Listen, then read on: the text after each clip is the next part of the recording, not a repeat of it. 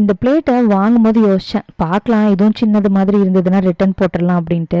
ஏன்னா இந்த oval shape வந்து சாப்பிட்றதுக்கு கம்ஃபர்டபுளாக இருக்குங்கிற ஒரு கெஸ்ட்டில் தான் போட்டேன்.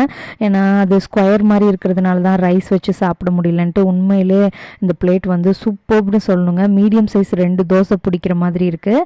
அதே மாதிரி ரைஸ் சாப்பிடும் போதும் கம்ஃபர்டபுளாக இருந்துச்சு. மார்னிங் முட்டை தோசை குழம்பு சூப்பராக இருந்துச்சு. முட்டை குழம்பு வச்சாலே நான் மத்தியானம் என்ன பண்ணுவேன் அப்படின்னா, அந்த குழம்பு கொஞ்சம் எடுத்துட்டு அந்த குழம்புல வந்து ஒரு முட்டையை உடச்சி போட்டுட்டு மீடியம் ஃப்ளேமில் வச்சு அந்த முட்டையை நல்லா அந்த குழம்புலையே வேக விட்டுருவேன். குழம்பெல்லாம் வற்றி முட்டை அப்படியே ரெடி ஆயிரும். சாப்பிட்றதுக்கு சூப்பராக இருக்கும். மட்டன் குழம்புலையும் ட்ரை பண்ணியிருக்கேன், சூப்பராக இருக்கும். உங்களுக்கு எக்கு பிடிக்கும்னா ட்ரை பண்ணி பாருங்கள். லஞ்சோட ஃப்ரூட்ஸ் சாப்பிடாதீங்க, ஆஃப் அன் ஹவர் முன்னாடி சாப்பிடுங்கன்னு சொல்லியிருந்தீங்க.